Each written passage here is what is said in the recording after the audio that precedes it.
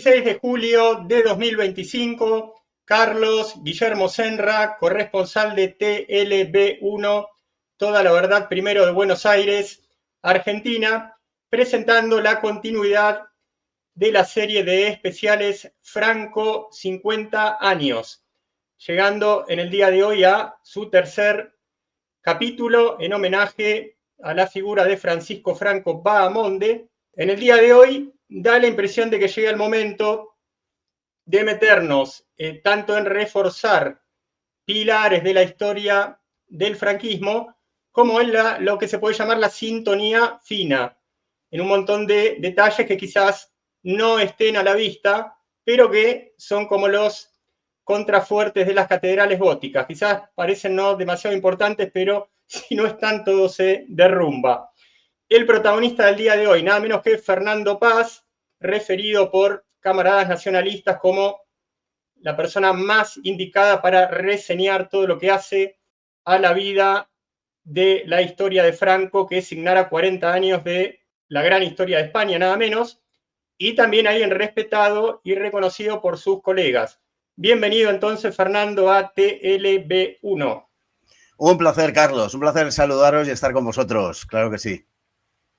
Bueno, Fernando, a ver, empezando por esto de la sintonía fina y por orden cronológico, se nos ocurre que nos explique quiénes fueron, quiénes eran, qué importancia tuvieron en estos 40 años de la vida española los señores Calvo Sotelo y Manuel Azaña.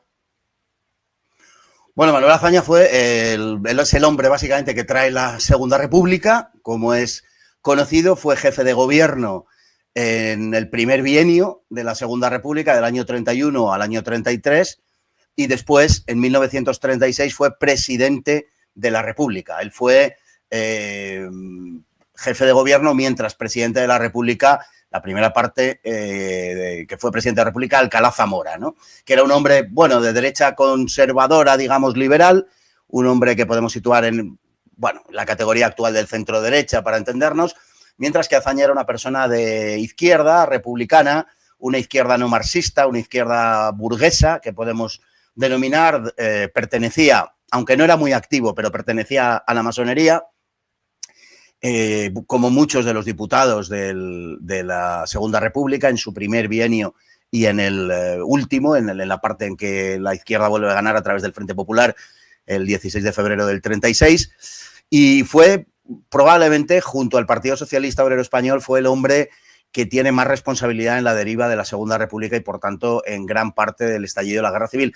Básicamente porque el planteamiento de la Segunda República no era el de un sistema político para todos los españoles, sino que era un sistema político dirigido a los republicanos nada más, y entendiendo fundamentalmente por republicanos a los republicanos, claro, de izquierdas, porque había algunos de derechas, no demasiados, pero algunos, y sin embargo se vetó a la derecha toda posibilidad de gobernar desde el principio.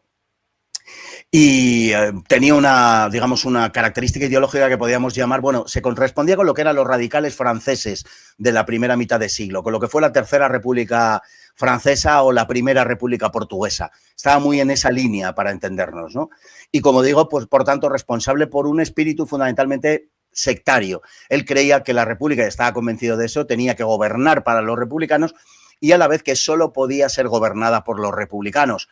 De manera que todo su actuar político pues fue en ese sentido. Además, cometió una equivocación tremenda creyendo que bueno, pues los sectores, digamos, de la izquierda más radical, lo que él llamaba los gruesos batallones populares, que consistía básicamente en socialistas y anarquistas, porque España tenía la peculiaridad de que el movimiento anarquista, anarcosindicalista, en realidad era muy grande, era el primer, cuando llega la Segunda República en 1931, es el primer movimiento, el primer sindicato, la CNT, la Confederación Nacional del Trabajo, es el primer sindicato de clase obrera en España, por su extensión, por su implantación y por número de afiliados, y como digo, esto es muy particularmente español, porque no sucedía en ningún otro país de Europa. Normalmente las centrales sindicales estaban en manos de socialistas marxistas, ¿no? En el caso español eran anarcosindicalistas.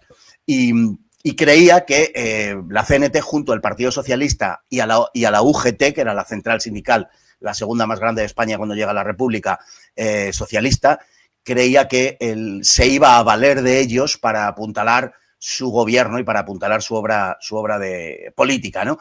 Y en realidad, claro, fue todo lo contrario, sobre todo a partir de 1936, se lo acabaron comiendo literalmente y relegando, bueno, pues a una posición de presidente de la República que a grandes rasgos podemos decir que era puramente nominal, porque no tenía un poder real ya durante la guerra, ¿no?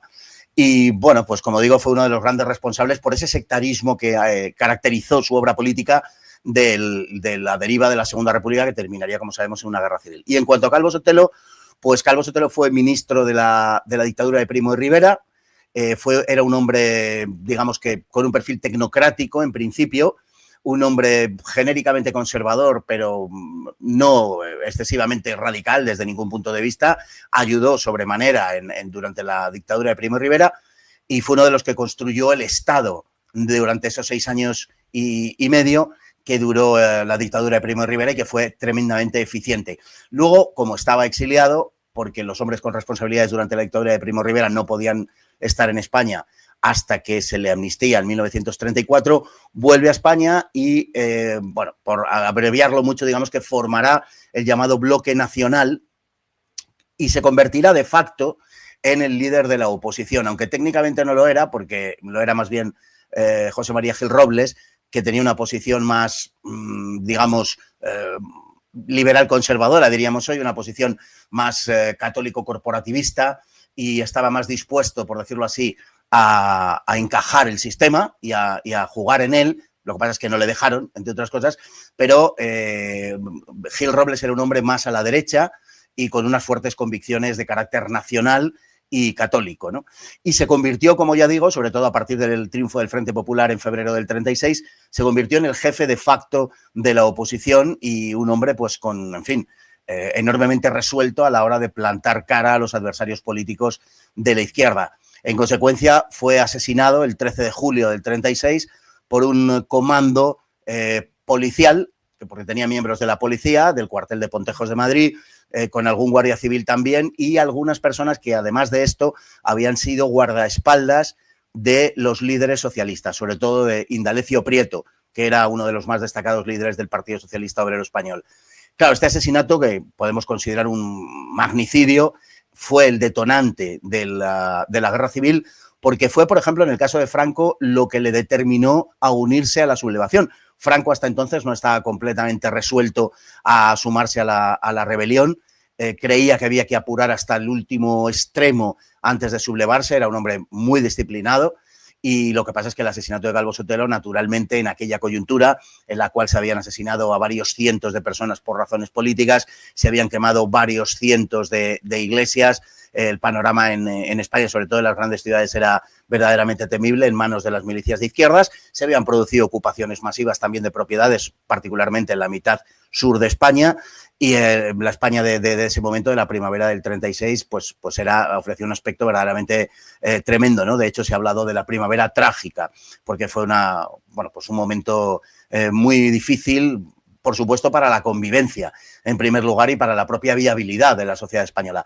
De manera que el asesinato de Calvo Sotelo esa noche del 13 de julio de 1936 fue, como digo, en ese contexto, fue un golpe terrible y todo el mundo, incluyendo, por supuesto, al propio Prieto, que así lo verbalizó, todo el mundo tuvo claro a partir de ahí que íbamos a un conflicto civil, desde luego, o por lo menos a un golpe de Estado como verdaderamente sucedió. Hay que tener en cuenta también pues que en aquellos días la gente que se lo podía permitir se marchaba de España, se huía de España, se fugaba de España porque tenía miedo no ya tanto de sus bienes o sus propiedades, sino fundamentalmente de su propia vida, ¿no? Como luego quedó demostrado apenas una semana después.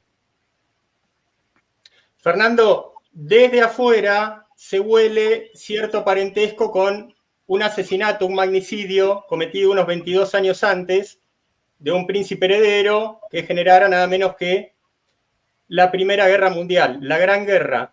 A ver, hay gente, no sé por qué lo hace, muy mal pensada, que sospecha que hay una especie de tejido supranacional detrás de unas cuantas situaciones. Se pueden hilvanar estos dos magnicidios, se puede sospechar que en ese momento había un mismo, digamos, titiritero supranacional detrás de los dos casos. Es difícil establecer un vínculo, ¿no? Son situaciones muy diferentes, ¿no? El príncipe Francisco Fernando realmente era un heredero, además muy entrado en años ya, y tiene que ver con una, bueno, pues con una situación de enfrentamiento generalizado en Europa a través de una carrera de armamentos, a través de un enfrentamiento por razón desde la expansión colonial hasta el crecimiento de los propios estados, el fortalecimiento, la existencia de 4 grandes imperios, el austrohúngaro, el alemán, el ruso y el otomano en Europa, que al final acabaron saltando por los aires, como sabemos, y fue realmente un asesinato que no tuvo por qué determinar, al contrario del de Calvo Sotelo, en mi opinión, no tuvo por qué determinar el estallido de la Primera Guerra Mundial. Realmente se debió más, lógicamente con ese telón de fondo, a la existencia de una serie de alianzas y de intereses, bueno, como la prevalencia de un imperio sobre otro, como el hecho del papel de Gran Bretaña como, digamos, árbitro de Europa, donde lo que deseaba es que existiera una un balance of power, ¿no? un equilibrio de poder permanentemente en el continente, y en consecuencia una cosa llevó a la otra, la declaración de guerra a Serbia, bueno, el ultimátum a Serbia por parte de Austria-Hungría, la declaración de guerra, y por las alianzas establecidas que ya venían desde Bismarck, desde 1873, con la alianza de los 3 emperadores, etcétera, pues todo aquello acabó saltando por los aires porque el diseño que estaba previsto para, vamos a decir, asegurar la paz de Europa, precisamente ante la eventualidad de que se produjese una guerra generalizada. Y precisamente se pensaba que eso iba a impedir el estallido mismo de la guerra, lo que hizo, por el contrario, finalmente fue arrastrar a unos países detrás de otros. Gran Bretaña realmente entra por la invasión alemana de Bélgica, siempre ha sido la protegida de Gran Bretaña en Europa. Francia entra en guerra por las hostilidades con Alemania, por la alianza con Rusia. Rusia se moviliza, Austria-Hungría por la alianza con Alemania, y aunque Italia también la tiene, sin embargo, queda en una neutralidad hasta mayo del 15 en que entra la Primera Guerra. Es decir, ahí lo que hay es un telón de fondo muy peligroso, muy complicado, por esa carrera de armamentos, carrera hacia el poder por parte de las distintas potencias europeas, y que estalla finalmente pues por un hecho que no deja sin duda ninguna de tener su importancia, pero se produce en ese avispero de los Balcanes, que era un poco el cazadero de todas las potencias, o de las principales potencias europeas, quizá con la exclusión de Alemania, pero desde luego sí de Austria-Hungría, del Imperio Otomano y de Rusia. Y lógicamente ese avispero de los Balcanes, del que tantas veces se ha hablado, pues acabó produciendo aquello, ¿no? Yo creo que en el caso de Calvo Sotelo no hay un paralelismo, y bueno, lo que sí hay es...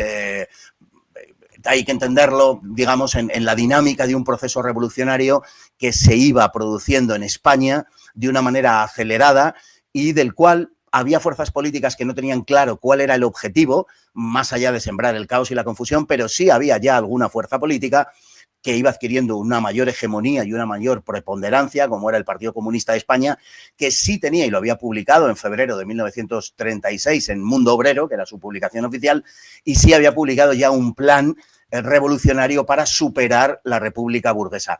Era una manera de desafiar al enemigo, por decirlo así, de anunciar el asalto al Estado burgués, de apoderarse de él, y no cabía otra salida más que la rendición por parte del enemigo de los revolucionarios, la rendición o la guerra, naturalmente, y lo que surgió de ahí, pues en definitiva, claro, fue la guerra.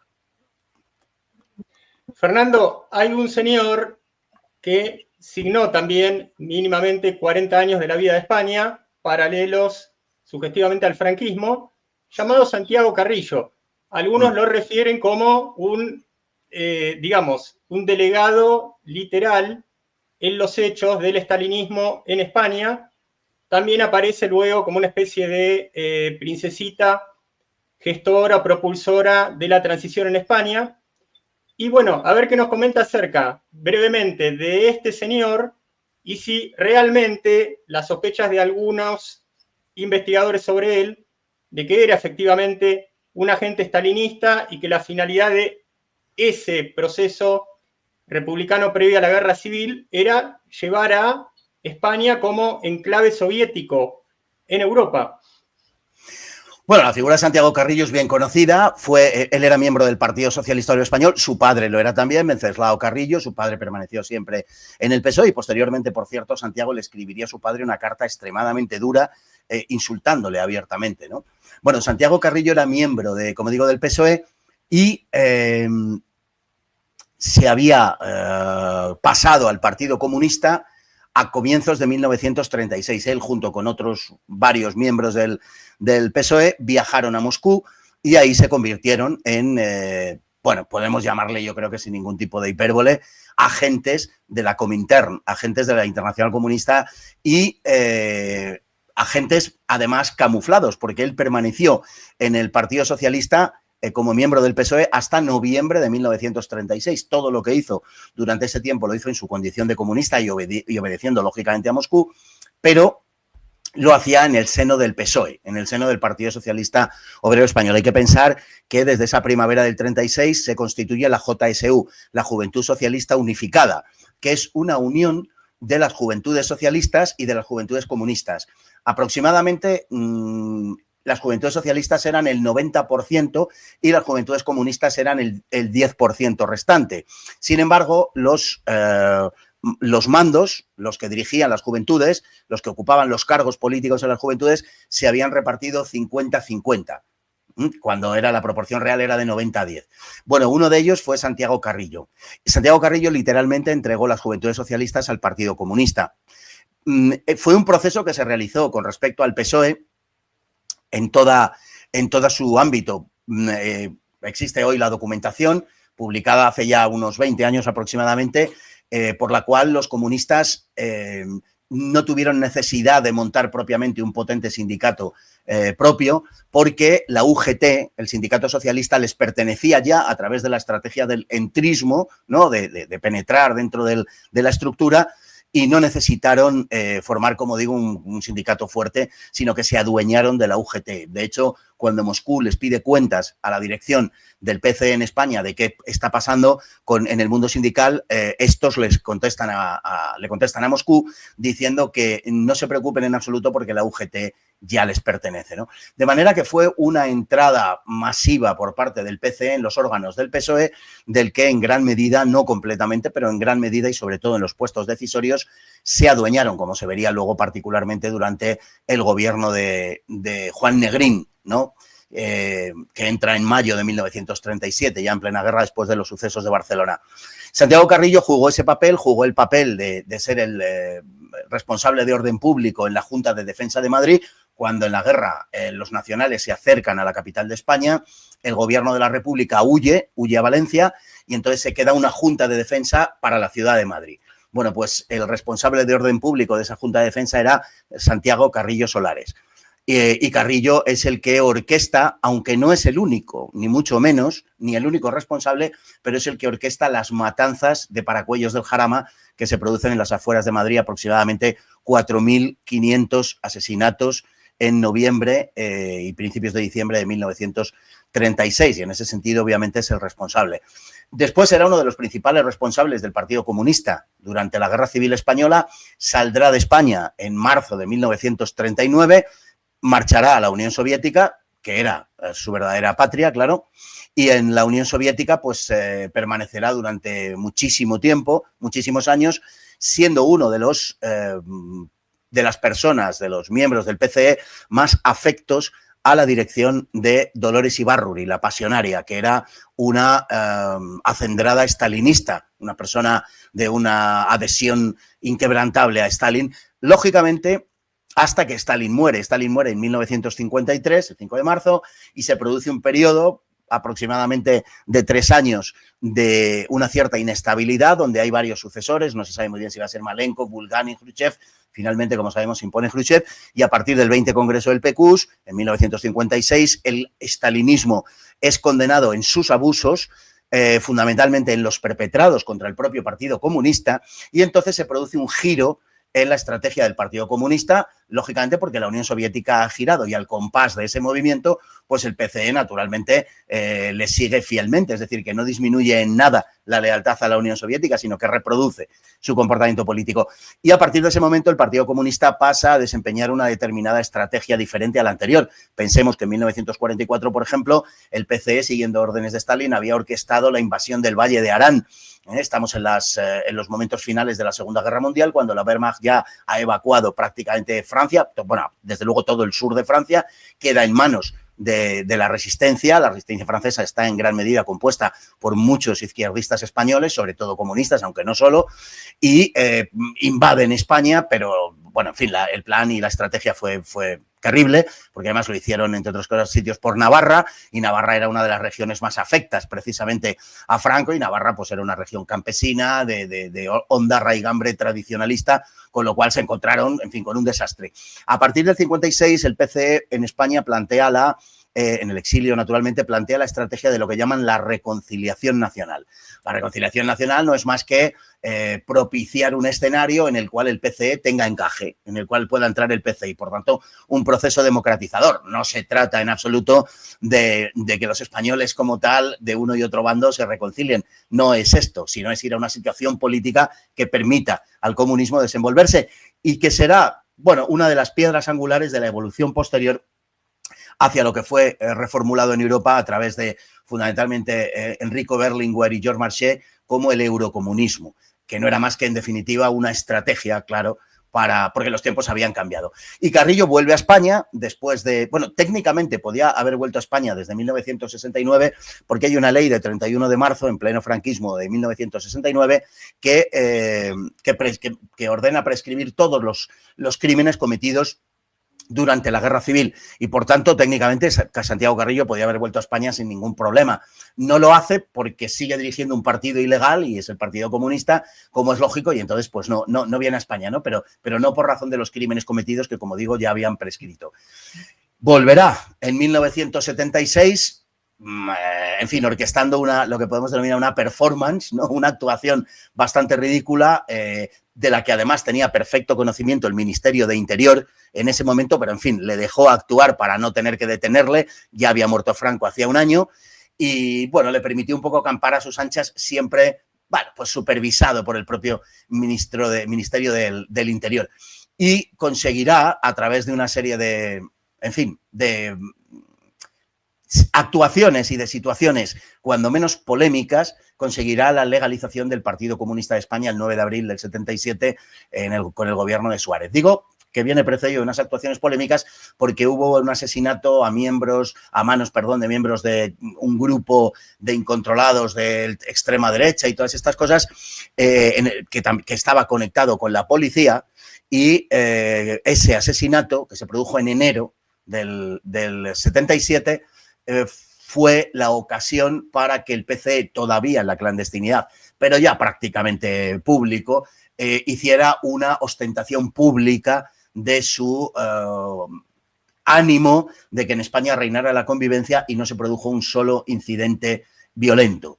Fue una demostración de duelo público de muchos miles de personas, en fin, que dieron lustre al entierro y de los asesinados y demás. Entonces, mediante esa manifestación pública de duelo, en absoluta calma y tranquilidad, que naturalmente había ordenado el partido, pues el PCE adquirió una cierta respetabilidad. Además, el PCE había sido, y esto es justo decirlo, el único partido, la única fuerza política activa durante la época del franquismo. Había mantenido una estrategia, como digo, también como había hecho en los años 30 con el PSOE, con el régimen franquista, y había practicado esa estrategia del entrismo, de infiltrarse en distintas organizaciones. Estaba muy presente en la organización sindical, pero también en las organizaciones de las comunidades de vecinos, en la iglesia, a través de comisiones obreras, como digo, en el mundo sindical. En fin, estaba muy presente en realidad, aunque no se mostraba como tal, lógicamente. Y tenía esa respetabilidad adquirida de haber sido el único partido que se había opuesto al franquismo, y por tanto muchos antifranquistas que no eran en absoluto comunistas, aunque estaban contra el régimen, pues veían con simpatía al PCE, e incluso muchos de ellos militaron el PCE. Cuando llega Carrillo a España, El 77 se legaliza, como digo, el 9 de abril de ese año. El Partido Comunista concurre a las elecciones del 15 de junio de ese año y saca un resultado muy decepcionante de 20 diputados porque se creía que el Partido Comunista iba a ser el gran beneficiario de la situación. Sin embargo, es el PSOE, es el Partido Socialista Obrero Español, el que obtiene, si no recuerdo mal, 116, me parece, diputados, la mayoría de centro saca 165, o sea, esa es la relación de fuerzas, por tanto el PSOE queda muy por debajo, pero es el gran beneficiario por parte de la izquierda del trabajo que había venido haciendo el PC durante todo ese tiempo. Hay que reseñar que Felipe González, el líder del PSOE, que es un líder orquestado por ciertos sectores del sistema, por ciertos sectores del régimen franquista, con dinero alemán y con el amparo de la CIA, es Felipe González el que se erige como el secretario general del PSOE, desplazando a la anterior dirección socialista, en fin, que había estado residiendo en México y en el sur de Francia, y se produce el Congreso de Suresnes, donde el Grupo de España, que estaba teledirigido por los servicios de información españoles, que le procuraron los pasaportes y digamos, hicieron de guardaespaldas y la seguridad. Bueno, pues, Felipe González pretende que no se legalice el Partido Comunista. Le pide a Suárez que no lo legalice, lógicamente para ser él el beneficiado de toda esta historia. Suárez no cae en la trampa y Suárez legaliza el Partido Comunista. Lo que pasa es que Suárez tenía también la presión de los militares a los cuales había prometido que nunca legalizaría el Partido Comunista. Bueno, ahí es cuando Carrillo ya salta a la arena pública, podemos decir, y todo su pasado queda borrado. Durante los siguientes 40 años en España no se hablará nunca, prácticamente nunca, de los crímenes de Santiago Carrillo, que no solo perpetró en la guerra con respecto a sus enemigos políticos, en la masacre genocida de Paracuellos del Jarama, sino que también consistió en liquidar a muchos miembros de su partido políticamente en la Unión Soviética y personalmente a muchos de los que estaban aquí, que él entrega a la policía franquista.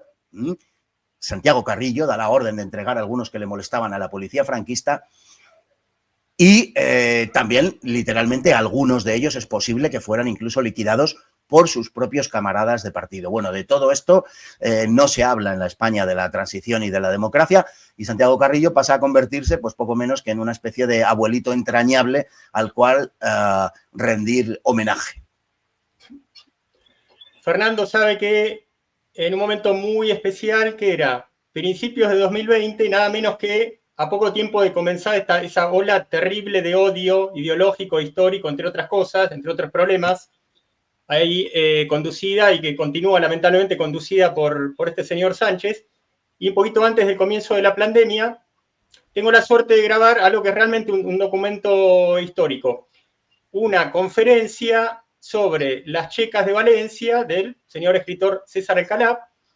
Bueno, ocurre que al final dan lugar a preguntas, ¿no? Y un señor mayor ahí se para y dice, yo viví toda esa época y más o menos, palabras más, palabras menos, me llama la atención cómo en aquel momento, al poco tiempo de ocurrida toda la masacre, básicamente republicana hacia el bando nacional, la gente había perdonado.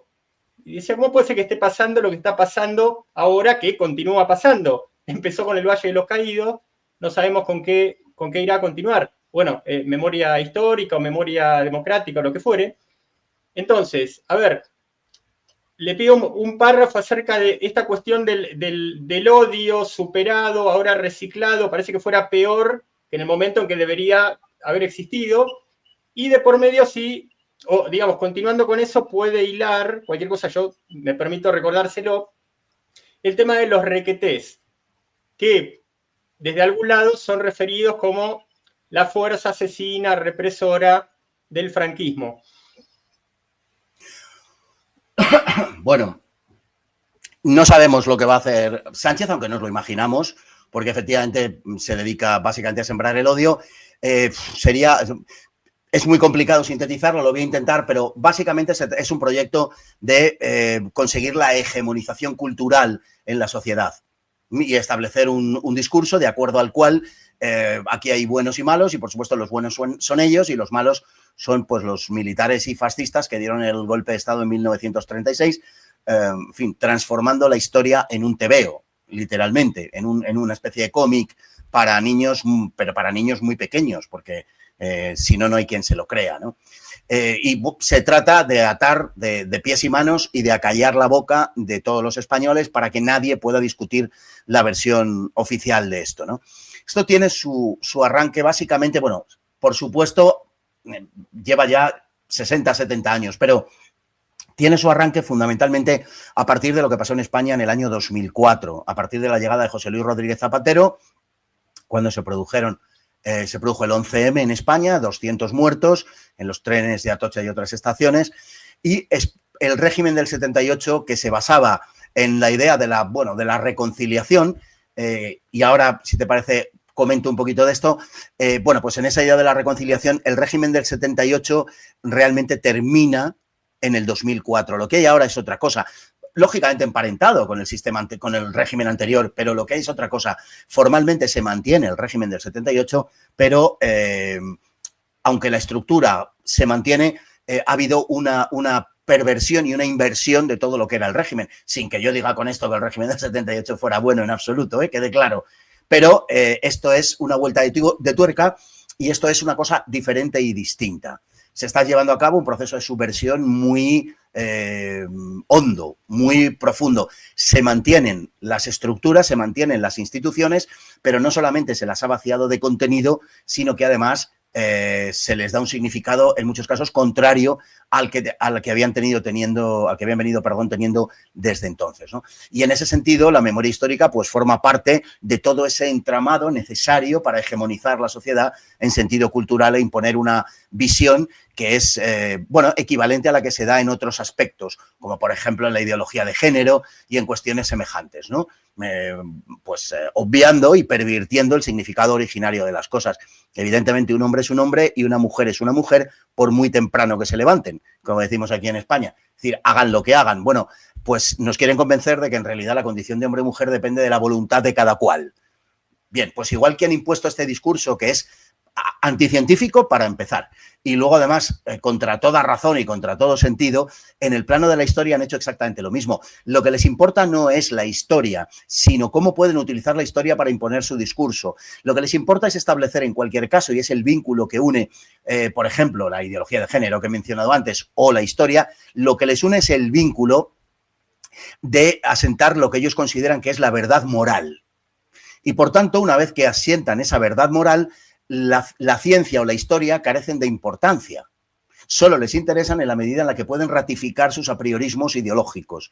Nada más. El resto de la historia o el resto de la ciencia son apartados y no se habla de ellos. Bueno, pues con esto ha pasado exactamente igual. La reconciliación, mira, efectivamente no ya en el 78, muchísimos años antes y muchísimas décadas antes, durante el propio régimen de Franco, se hablaba de reconciliación sin ningún problema. De hecho, los españoles se habían reconciliado porque se habían casado entre ellos, habían montado negocios entre ellos, convivían unos con otros. El caso de mi familia, no tengo por qué acudir a ningún otro ejemplo, ¿no? Yo procedo de una familia que, por los dos lados, con algunas excepciones, eran republicanos, eran socialistas o anarquistas. Y solo alguno de los miembros de mi familia, pero pocos, no lo eran. Bueno, pues de mi familia socialista, por ejemplo, se casaron con gente de Falange o con gente de derechas, y al contrario. Es decir, eso estaba ya construido desde hacía muchísimo tiempo y nadie hablaba prácticamente en España, nadie recordaba ya la guerra civil porque era un periodo a superar. De hecho, hay una entrevista que le hace un medio norteamericano a Franco, fíjate, en 1957, donde Franco dice ya que el 18 de julio es una referencia, ciertamente, pero que ya no se pueden hacer las políticas que se habían venido haciendo y que lo que hay que hacer es trabajar y hacer política para todos los españoles, etcétera. Es decir, ese era el discurso realmente. Hay películas de finales de los 50, como una muy conocida de una excelente novela de uno de los mejores literatos españoles del siglo XX, sin duda ninguna, que es Rafael García Serrano, que no es reconocido en su dimensión literaria por su adscripción política falangista, Bueno, pues hay una película que es de la novela célebre, digo, que La fiel infantería, y esa película termina, repito, que está rodada a finales de los 50 y se proyectó en todos los cines de España, y termina diciendo que esta película está dedicada a los españoles de los dos bandos que combatieron durante la guerra, etcétera, ¿no? Es decir, esto formaba parte del discurso absolutamente oficial, podemos decir, ¿no? Hoy, en términos actuales, diríamos, aunque no me gusta nada la expresión para que nos entienda todo el mundo, formaba parte del mainstream, ¿no? De lo que todo el mundo creía y lo que todo el mundo asumía como normal. La guerra era una cosa del pasado. Y yo mismo, por mi experiencia, como he dicho, en cuanto a mi familia, y por mi experiencia como historiador, cuando yo traté de que a finales de los 90 alguien me dirigiese una tesis doctoral en la Universidad Complutense de Madrid sobre la guerra civil, me lo desaconsejaron completamente porque me dijeron, es un tema que no interesa, es un tema que ya historiográficamente hacer una tesis sobre esto no presenta demasiado interés, ¿no?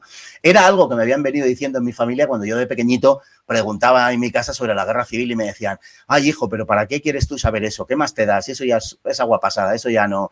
Porque era un recuerdo lógicamente incómodo por lo duro que había sido y ni unos ni otros estaban pendientes de ello, ¿no? O sea que estaba absoluta y totalmente superado y olvidado. Y esta era la situación de España realmente en los años 60, 70, 80, 90. Nadie hablaba de esto.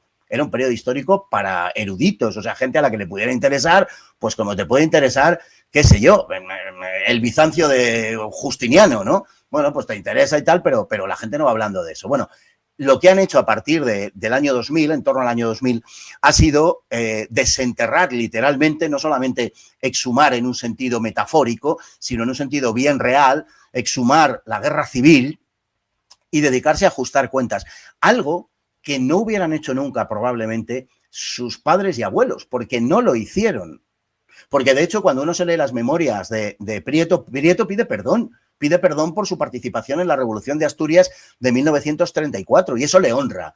Y pide perdón por muchas de las cosas que pasaron en la zona del Frente Popular durante la Guerra Civil. No fueron ellos los que han desenterrado esto. Muchos de ellos incluso se arrepintieron, vinieron a España y escribieron libros contra lo que habían sido. El caso de Castro Delgado, que fue quien levantó el 5º Regimiento, nada menos.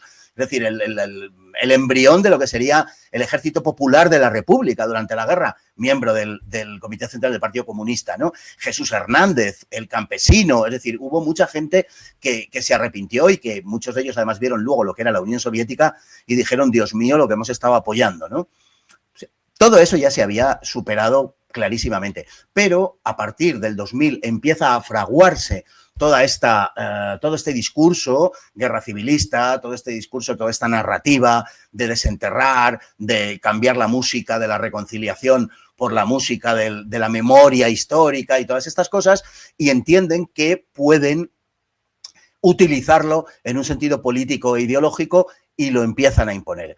Se inspiran básicamente en lo que ha venido sucediendo en Alemania desde 1945, ¿no? A partir de la derrota alemana, muy sucintamente, se ha culpabilizado a todas las generaciones de alemanes por lo que sucedió durante la Segunda Guerra Mundial, durante el Tercer Reich, la persecución a los judíos, etcétera, y eso ha recaído en todas las generaciones de alemanes que han venido luego. ¿El resultado cuál ha sido? Desnacionalizar Alemania, desgermanizar Alemania, hacer que Alemania pierda toda conciencia de su ser histórico como nación. Bueno, con España están haciendo lo mismo. Están haciendo lo que yo llamo hitlerizar a Franco.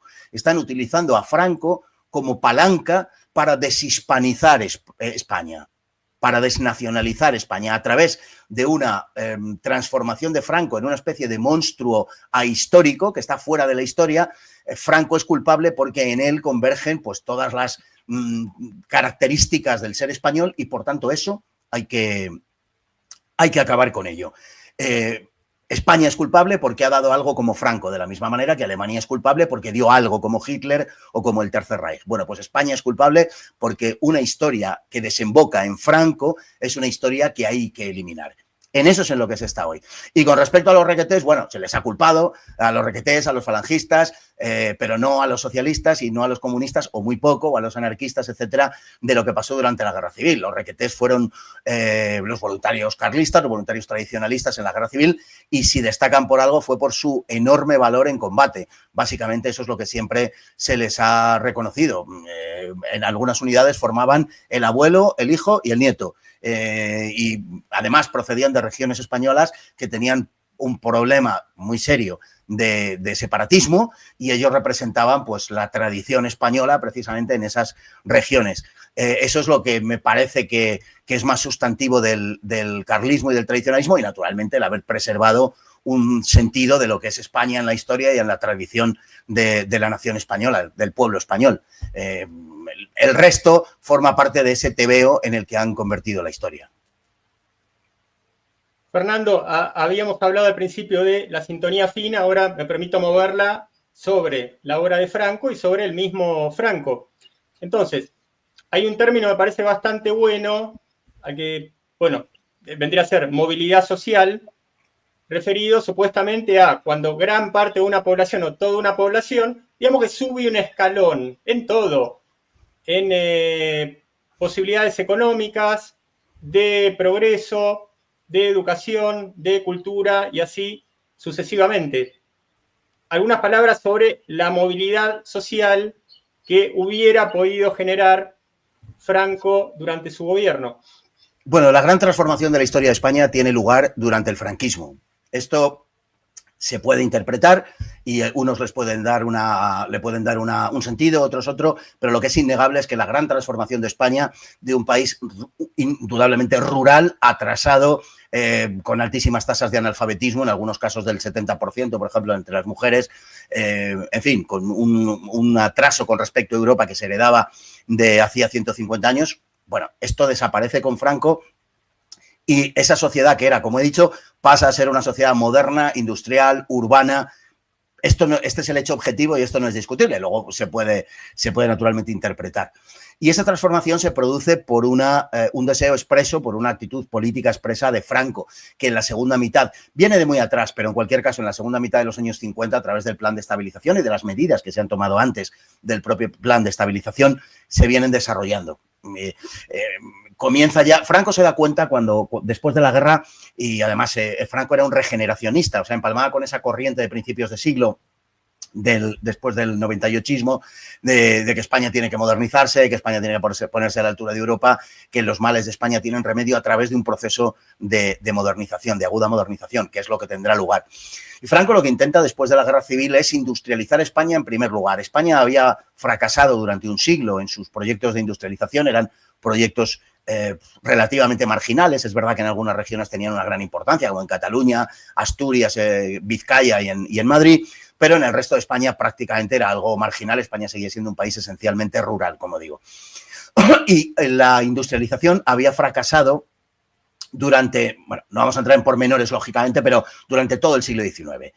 Mientras Europa pues se industrializaba a marchas forzadas, se generaba una sociedad burguesa, industrial, el ferrocarril, etcétera. En España todo eso iba muy lento, y no solamente eso, sino que ese atraso en la industrialización había producido una extraordinaria dependencia de España al respecto de potencias extranjeras. En España quienes manejaban el ferrocarril y las industrias básicamente era capital británico y en menor medida, aunque también francés, belga y alemán.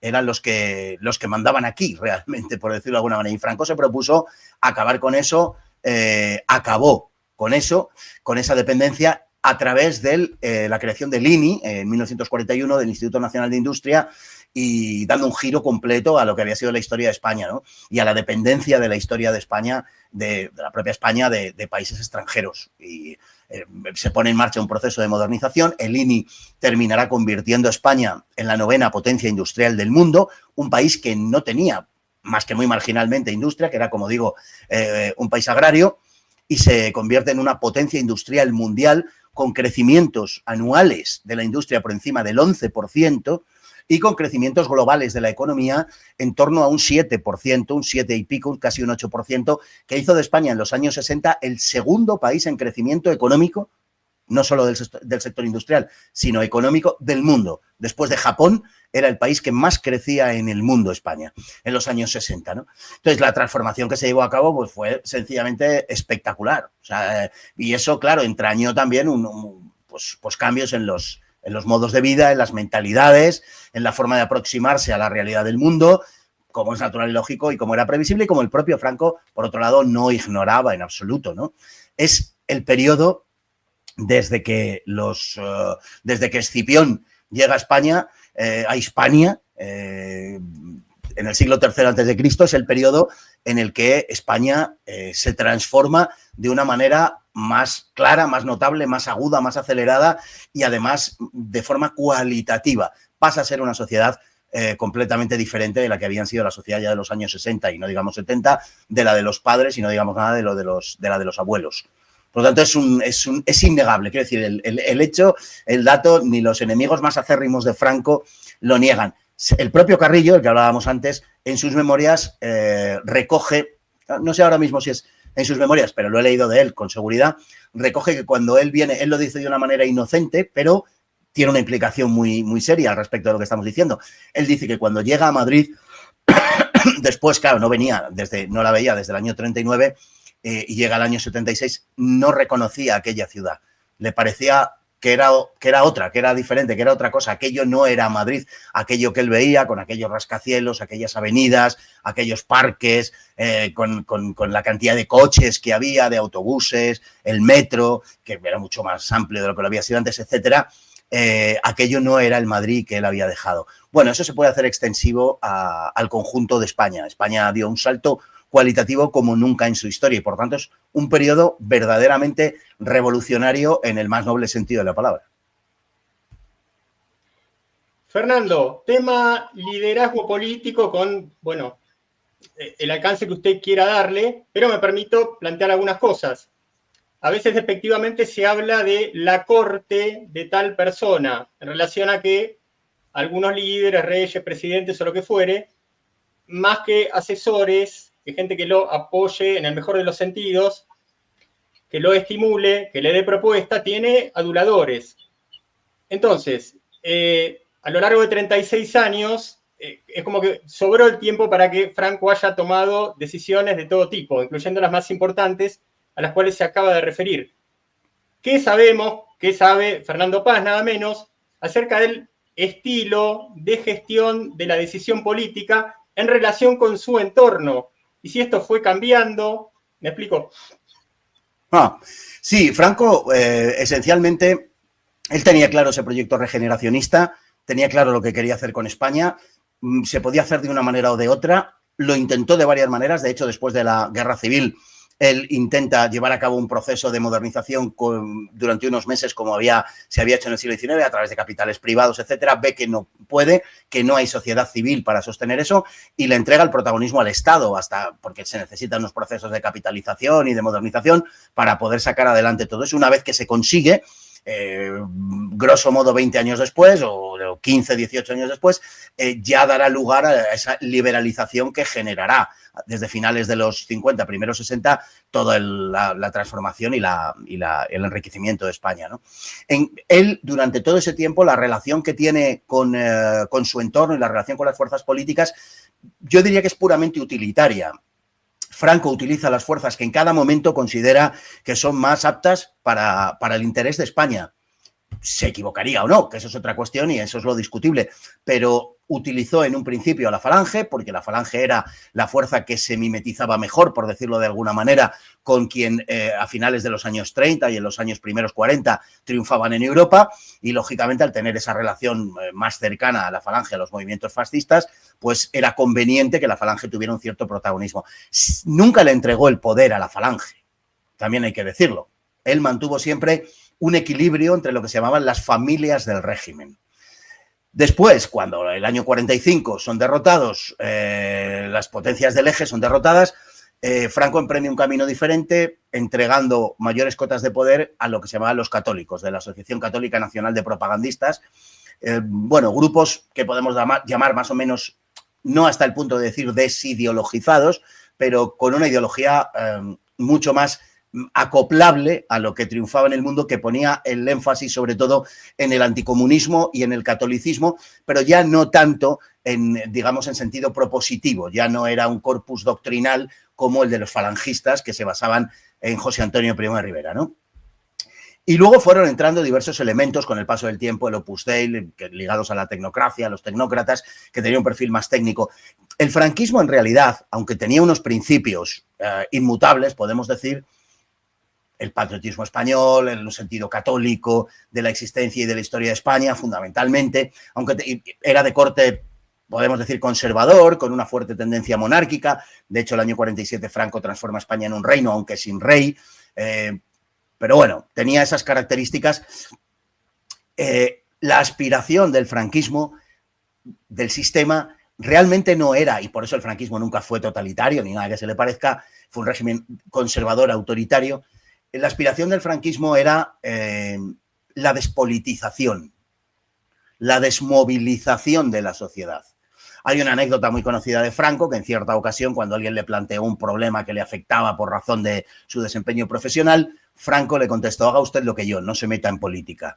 Eso era muy característico de Franco, porque realmente era lo que hacía. Franco establecía las líneas generales, por decirlo de alguna manera, y a partir de ahí, pues eran los demás un poco los que hacían política, ¿no? Entonces, su relación con los distintos grupos fue, bueno, entender qué era lo que servía al interés de España y en qué momento había que aplicar eso. Básicamente tenemos al principio los falangistas, tenemos los carlistas, tenemos los monárquicos alfonsinos, podemos decir los monárquicos borbónicos, tenemos un amplio sector conservador que no se adscribía exactamente a ninguno de los anteriores, sino que era, bueno, más o menos superponible o intercambiable con cualquier fuerza, y esas fueron las tendencias generales que hubo durante el franquismo. Con el paso del tiempo, esa despolitización fue acentuándose y se terminó en una especie de estado, podemos llamar más o menos autoritario tecnocrático. En eso es en lo que terminó finalmente el franquismo, muy desideologizado y sobre todo muy despolitizado y siendo un régimen político muy desmovilizador. Ahora bien, como había una parte de la sociedad que sí demandaba un cierto grado de politización y que tenía interés por la política, normalmente eso estaba canalizado en torno a las organizaciones de falange. La sección femenina, la Central Nacional Sindicalista, sobre todo el Frente de Juventudes, que eran, bueno, pues digamos los lugares en los cuales se hablaba de política. Es que durante el franquismo estaba hasta mal visto hablar de política, porque como había habido una saturación política durante la Segunda República, lo que los españoles verdaderamente demandaban era un alejamiento a la política y poder dedicarse a sus tareas cotidianas. En ese sentido pasó un poco, y tiene un cierto paralelismo, no solamente por esto, pero por esto también, lo que supuso la restauración borbónica después del periodo de la Primera República, bueno, en general de lo que llamamos el sexenio democrático o el sexenio revolucionario en el siglo XIX y los últimos años particularmente de Isabel II. Y después de un periodo de agitación, de convulsiones y de frenesí político muy acentuado, pues llegó la restauración con Cánovas del Castillo, con Alfonso XII y Alfonso XIII, en donde a lo que se aspiraba básicamente era que la política no tuviera nada que ver con la población. De hecho, el sistema era un sistema absolutamente corrupto a la hora de elegir a los representantes, el sistema electoral, pero no le importaba a nadie, porque era un sistema que dejaba en paz a todo el mundo y la gente podía dedicarse a su vida, ¿no? Bueno, pues con el franquismo en gran parte lo que sucedió fue esto, fue que la gente aspiraba a tener trabajo. Cada día se vivía mejor, cada día que pasaba el horizonte se iba dibujando como más prometedor, cada día se tenía más posibilidades de prosperar en la vida, eso era una realidad que se palpaba. Fue una época de un enorme optimismo, hay que decirlo, es muy importante y hay algunos datos que son esenciales para describir esto, ¿no? Por ejemplo, las cifras de natalidad. Por ejemplo, que son las más altas de la historia de España, la historia contemporánea. Por ejemplo, las cifras de presos. En España había durante lo que nos pintan como una terrible dictadura, había muy poquitos presos, había como 5 o 6 veces menos presos de los que hay hoy, por ejemplo, en España, ¿no? Las cifras de suicidios eran unas cifras muy bajas, las más bajas de la historia de España. En fin, así podríamos, las cifras de esperanza de vida, se pasó de 50 años de esperanza de vida a 73. O sea, el salto fue verdaderamente enorme. Las cifras de mortalidad infantil, que en España eran verdaderamente horrorosas, eran cifras que serían hoy tercermundistas, podríamos decir, pasaron a ser mejores que las de Alemania o que las de Estados Unidos, por ejemplo, ¿no? Y claro, todo esto pues nos da la dimensión de que la época de Franco fue verdaderamente una época de un enorme optimismo generalizado en la sociedad, ¿no? Y los españoles, pues en su inmensa mayoría, no echaban de menos en absoluto la política y muchísimo menos la política de partidos, ir a votar cada 4 años, en definitiva, para que te tomen el pelo y para que los que eliges hagan lo que les dé la gana y todas estas cosas y se corrompan, etcétera. Bueno, pues los españoles no echaban nada de menos eso por lo que digo, porque había habido una saturación política que había conducido a la guerra civil. Y básicamente eso fue el régimen de Franco. Y como digo, las instituciones falangistas pues fueron las que mantuvieron un grado más alto de politización y el régimen las utilizó para canalizar fundamentalmente esa politización. De hecho, muchos de los políticos que luego protagonizaron la transición y que estuvieron en el Partido Comunista, en el Partido Socialista, en Unión de Centro Democrático, en Alianza Popular, muchos venían del Frente de Juventudes, que era falangista. Con lo cual, bueno, pues queda todo un poco dicho, ¿no?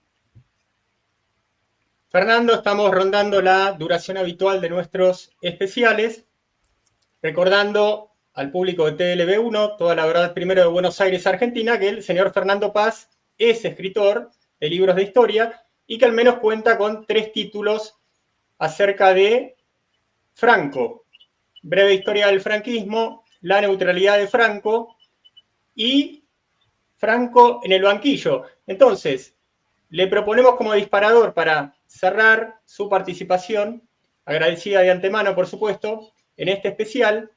Nos llama la atención, no sabemos bien por qué, este título Franco en el banquillo. ¿Qué idea nos puede rescatar acerca de esa producción histórica, por su parte? Bueno, es una imagen que del editor, naturalmente. Este es un libro que comparto con otras 2 personas. Yo hago la primera parte y fue una idea del editor porque Franco, como está siendo permanentemente juzgado, mejor dicho, como está siendo permanentemente condenado, pues la idea era sentarle en el banquillo para enjuiciarlo de una manera lo más neutral posible dentro de las inclinaciones de cada cual, pero para hacer una valoración de la época de Franco, del régimen de Franco. Es, en definitiva, plasmar en un título una idea que creo que es de justicia con cualquier personaje histórico, que es sentarle ante el banquillo de la historia para evaluar las cosas que haya podido tener bien, mal o regular en su desempeño. Hay cosas del franquismo, por supuesto, que no se hicieron bien. Hay, por ejemplo, la representatividad política, llegó muy tarde en el franquismo, ¿no? No se dio cauce adecuado, pues aunque digo que es verdad, como he dicho antes, que no había una gran demanda de eso, es cierto, pero aún así habría que haber establecido los mecanismos adecuados para que hubiera una representación popular adecuada, por ejemplo, ¿no? Hubo también, dentro del inmenso desarrollo económico que se vivió, hubo desequilibrios sectoriales y desequilibrios territoriales. Por supuesto, esto no fue tampoco la Arcadia feliz. Estamos en la Tierra, estamos hablando de seres humanos y no eran, desde luego, ángeles caídos del cielo, ni mucho menos. Eran seres humanos que intentaron dar lo mejor para su patria, que lo dieron y que desarrollaron una vida política que alumbró un periodo histórico que es, en mi opinión, que nos ofrece un balance enormemente positivo durante el tiempo que gobernó España, y es creo que una realidad objetiva. Luego entramos en valoraciones, pues como hemos hecho antes, naturalmente, y opiniones de diverso estilo, grado y con todos los matices que se quiera, pero realmente es eso. Entonces, para hacerlo, tenemos que ser capaces de sentar ante el banquillo de la historia a un periodo histórico, a un personaje histórico o a un hecho histórico y tratar de analizarlo con absoluta libertad, sin ningún tipo de límites, sin ningún tipo de cortapisas, porque intelectualmente esto no debe existir nunca. Intelectualmente debe poderse debatir cualquier cuestión. Incluso en las épocas hoy denostadas en las que la religión ordenaba el mundo, se podía discutir de casi todo. Y, sin embargo, hoy hay muchos temas de los que no se puede debatir en la plaza pública, desgraciadamente. Y yo reivindico ese derecho a que intelectualmente se pueda hablar de cualquier tema. En España está sucediendo ahora con Franco que incluso mediante leyes no se puede debatir verdaderamente lo que fue el franquismo, so pena de pagar multas, perder derechos e incluso profesores perder su su puesto como docente, ¿no? Entonces, Franco ante el banquillo, porque hay que sentarle ante el banquillo de la historia y con serenidad analizarlo. Fernando Paz, historiador, especialista, entre otros temas, nada menos que en el periodo franquista. Gracias por participar de este especial para TLB1. Muchísimas gracias, Carlos. De verdad, ha sido un placer y os mando un saludo fraternal desde aquí.